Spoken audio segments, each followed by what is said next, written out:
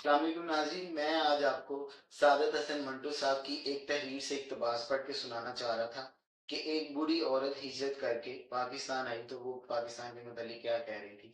بات تھوڑی سی گہری ہے۔ سب سے زیادہ اس بات کو سوچتی ہوں کہ میں پاکستان کی خاطر اپنا برا برایا گھر لٹا آئی، 18 آدمی شہید ہوئے اور 30,000 کی مالیت کا زیور بھی وہی رہ گیا۔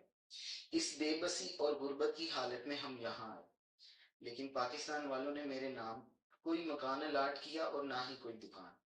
آج تک نہ کہیں سے راشن ملا اور نہ کچھ مالی امداد۔ باغ کا مالی جس نے پاکستان کو بڑی مشکلوں سے بنایا تھا، اللہ کو پیارا ہو گیا۔ اب اس کے بعد جتنے بھی ہیں آنکھیں بند کیے مست پڑے ہیں۔